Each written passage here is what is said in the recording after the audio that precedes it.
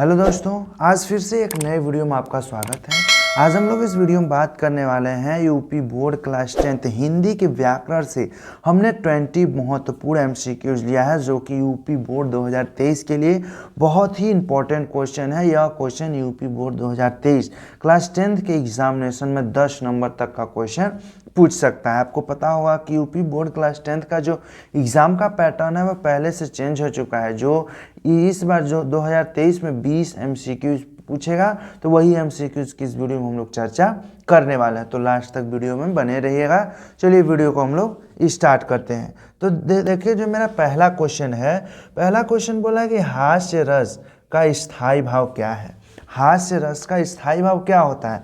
पहला ऑप्शन दिया है शोक, दूसरा रति, तीसरा हास और चौथा निर्वेद। तो हास्य रस, हास्य यानी हंसना, तो हास्य ये शोक तो होगा नहीं। शोक यानी क्या होता है? करुण दुख, तो ये तो होगा नहीं। और यहाँ पे दिया है रति, ये रति भी नहीं होगा, क्योंकि रति जो होता है वह श्रृंगार। हास, ये देखिए यहाँ पे देखिए, हास्य का मतलब हंसना, और यहाँ पे दिया है हास, हास्य यानी हंसना, यानी ये हास रस का स्थायी भाव क्या हो जाएगा?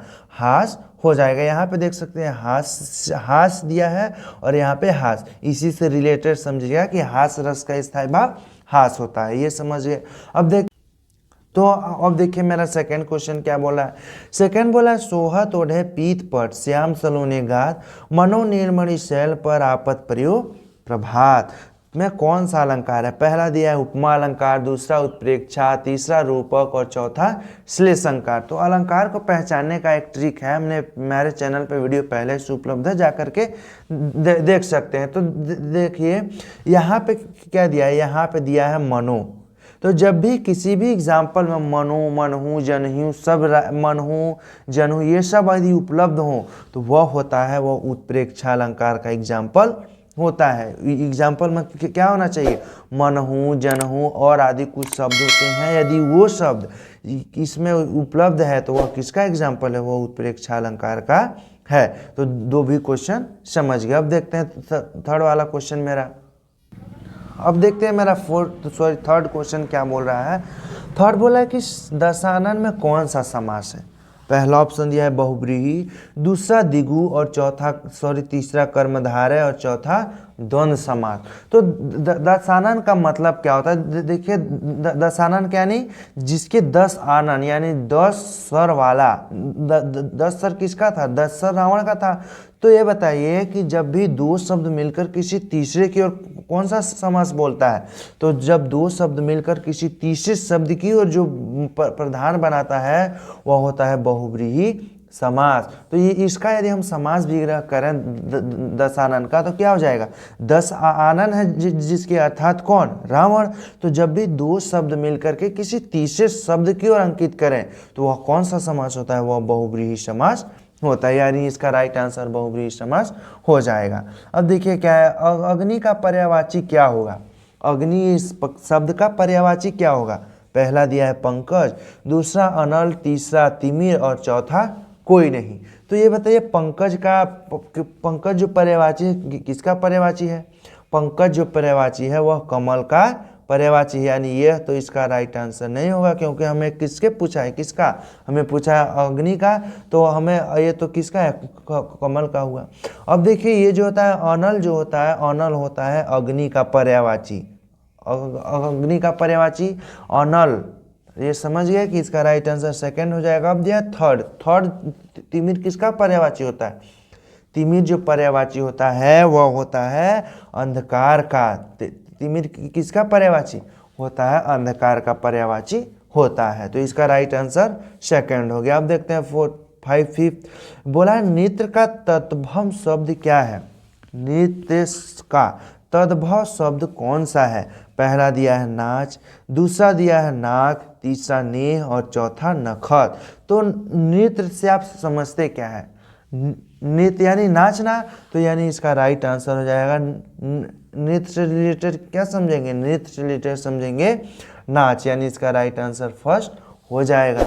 अब देखते हैं छठवां क्वेश्चन। छठवां बोला है चौराहा में कौन सा समास है? ये जो चौराहा शब्द है इसमें कौन सा समास है? तो यदि चौराहा का हम लोग समास विग्रह करें तो क्या हो जाएगा? 4 राहों का समूह क्या होता है? चौराहा। तो जब भी चार राहों का समूह यानी चौराहा, चार राहों का समूह यानी क्या होता है? चार राहों का समूह यानी चौराहा।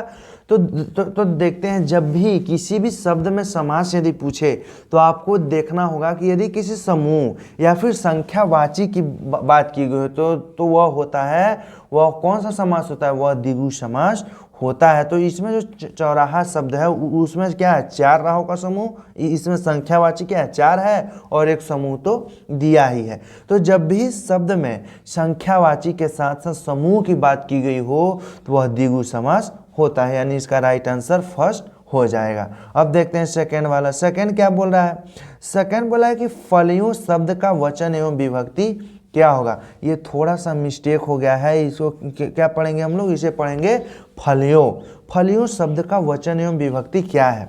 तो पहला ऑप्शन दिया है षष्ठी विभक्ति एक वचन, दूसरा सप्तमी विभक्ति द्विवचन, तीसरा षष्ठी विभक्ति बहुवचन, और चौथा चतुर्थी विभक्ति बहुवचन। तो फलियों शब्द जो है वह सप्तमी विभक्ति और द्विवचन का शब्द है, यानी इसका राइट आंसर सेकंड हो जाएगा। ये जो भी हमने इस वीडियो में क्वेश्चन की बात की है वो बहुत ही इंपॉर्टेंट क्वेश्चन है, ध्यान से समझिएगा। तो ये जो फलियों शब्द किसका है? फलियों शब्द सप्तमी विभक्ति द्विवचन शब्द का है, ये समझ गए। अब आठवां क्वेश्चन देखते हैं। आठवां बोला है कि पठत, आठवां बोला है पठत का वचन पुरुष लिखिए। पठत धातु का वचन एवं पुरुष लिखिए। तो पहला ऑप्शन दिया मध्यम पुरुष द्विवचन, दूसरा प्रथम पुरुष एक वचन, और तीसरा उत्तम पुरुष एक वचन, और चौथा प्रथम पुरुष बहुवचन। तो यहाँ पे दिया पठत, तो जो पठत धातु होता है उसका वचन होता है मध्यम पुरुष, और जो पठत धातु होता है उसका पुरुष क्या होता है? मध्यम पुरुष, और वचन जो होता है उसका होता है द्विवचन होता है, यानी इसका राइट आंसर फर्स्ट हो जाएगा। तो आपने यहाँ से क्या समझा कि पठत धातु का पुरुष कौन सा? मध्यम पुरुष, और वचन द्विवचन, यानी इसका राइट आंसर फर्स्ट हो गया। अब देखते हैं नेक्स्ट क्वेश्चन। अब देखिए नौवां क्वेश्चन क्या बोला है? नौवां बोला है अनुकरण शब्द में उपसर्ग क्या है? और अनुकरण शब्द में उपसर्ग क्या है? तो उपसर्ग होता क्या है? जो किसी शब्द के आगे लगा हो वही क्या होता है? वही होता है उपसर्ग। तो ये जो शब्द है अनुकरण, इसको हम लोग को ऐसे दो शब्दों में तोड़ना है जिसका कोई मतलब बनता हो। तो यदि हम लोग इसको तोड़ें तो ये हो जाएगा अनुधन करण, अनुधन करण। तो ये हमने क्या बोला? उपसर्ग का मतलब कि जो किसी शब्द के आगे लगे। तो ये देखिए ये शब्द रहा और इसके आगे क्या लगा है? अनुशब्द लगा है, यानी इसका राइट आंसर फर्स्ट हो जाएगा। अब देखते हैं सेकेंड वाला। अब देखते हैं 10वां क्वेश्चन। 10वां बोला घबराहट शब्द में प्रत्यय क्या है? घबराहट शब्द में प्रत्यय क्या है? अब देखिए एक सवाल आ गया प्रत्यय। तो प्रत्यय होता क्या है? जो किसी शब्द के पीछे लगे, जो किसी शब्द के पीछे लगे वह होता है प्रत्यय, और जो किसी शब्द के आगे लगे वह होता है उपसर्ग। तो यदि हम इसका यदि संधि विच्छेद हम लोग करें तो यहाँ पे हम लोग यहाँ पे क्या कर सकते हैं? ये हो जाए घबराहट, ये थोड़ा सा मिस्टेक हो गया था। ये हो जाएगा घबराहट शब्द का प्रत्यय क्या होता है? तो यदि इसका हम लोग संधि विच्छेद करें तो यहाँ पे हो जाएगा घबरा धन हट, ये हो जाएगा घबराहट। तो हमने क्या बताया था प्रत्यय के लिए? कि जो किसी शब्द के पीछे लगे। तो ये देखिए ये रहा शब्द और इसके पीछे कौन लगा है? हट लगा है, यानी इसका राइट आंसर फर्स्ट हो जाएगा। अब देखते हैं सेकंड क्वेश्चन। सेकंड क्वेश्चन बोल रहा है कि करुण रस की स्थायी भाव क्या होता है? करुण रस का स्थायी भाव क्या है? तो हमने पहले वाले क्वेश्चन में बताया था कि ये जो शोक रस होता है वह करुण रस का स्थायी भाव होता है। शोक रस का स्थायी भाव शोक रस किसका स्थायी भाव है? वह है करुण रस का स्थायी भाव है। तो और ये देखिए हास्य रस किसका स्थायी भाव है? हास्य रस है हास्य रस का। और निर्वेद किसका स्थायी भाव? यह है शांत रस का स्थायी भाव है। और ये रति किसका स्थायी भाव है? यह श्रृंगार रस का स्थायी भाव है। अब देखते हैं नेक्स्ट क्वेश्चन। अगला बोल रहा है कि रोला छंद में कुल कितने चरण होते हैं? रोला छंद में कुल कितने चरण होते हैं? पहला ऑप्शन दिया है 2, दूसरा 4, तीसरा 3 और चौथा 5। तो ध्यान में रखिएगा कि रोला छंद में कुल 4 चरण होते हैं। रोला छंद में कितने चरण होते हैं? 4 चरण होते हैं। अब देखते हैं नेक्स्ट क्वेश्चन। अब देखिए मेरा अगला क्वेश्चन क्या बोला है कि हार जीत का समास है। हार जीत में कौन सा समास है? पहला दिया है द्वंद्व, दूसरा बहुव्रीहि, तीसरा द्विगु और चौथा कर्मधारय। तो इसको देखिए, जहाँ जब भी हार का उल्टा क्या होता है? जीत। तो जब भी विलोम शब्द आ जाए, जब भी विलोम शब्द आ जाए और उसमें समास पूछे तो आप हमेशा लगाइएगा द्वंद्व समास लगाइएगा, या फिर यहाँ पे जो वाचक चिन्ह दिया है ये भी आपको अगर मिल जाए तो भी वह द्वंद्व समास होगा। तो ये समझ गए कि हार जीत कौन सा समास है? वह द्वंद्व समास है। यदि आपको समास से रिलेटेड वीडियो चाहिए तो हमारे चैनल पे पहले से उपलब्ध है, हम डिस्क्रिप्शन में लिंक आपको मिल जाएगा, वहां से जाके देख सकते हैं। अब देखते हैं अगला क्वेश्चन। अगला क्वेश्चन बोल रहा है कि आंसू का तत्सम शब्द है। आंसू जो है एक शब्द है, उसका तत्सम शब्द क्या होगा? तो पहला ऑप्शन दिया है अश्रु, और दूसरा अंशु, तीसरा रोना और चौथा आंख। तो आंसू शब्द का जो तत्सम रूप होता है वह होता है अश्रु। आंसू शब्द का तत्सम रूप वह होता है अश्रु। तो ये समझ गए। अब देखते हैं अगला क्वेश्चन। अगला बोला पुस्तक शब्द का वचन एवं विभक्ति लिखिए। पुस्तक शब्द का वचन एवं विभक्ति क्या होगा? पहला दिया है तृतीया विभक्ति एक वचन, दूसरा द्वितीया विभक्ति एक वचन, तीसरा चतुर्थी विभक्ति एक वचन और चौथा सप्तमी विभक्ति एक वचन। तो जो पुस्तक शब्द का वचन होता है वह होता है एक वचन, और जो विभक्ति होता है वह होता है तृतीया विभक्ति होता है, यानी इसका राइट आंसर फर्स्ट हो गया। तो पुस्तक शब्द का कौन सी विभक्ति? वो हो गया तृतीया विभक्ति, और वचन कौन सा? एक वचन। तो इसका राइट आंसर फर्स्ट हो गया। अब देखते हैं नेक्स्ट क्वेश्चन। अब देखिए मेरा अगला क्वेश्चन क्या बोला है कि हंसता धातु का वचन एवं पुरुष लिखिए। हंसता धातु का वचन एवं पुरुष लिखना है।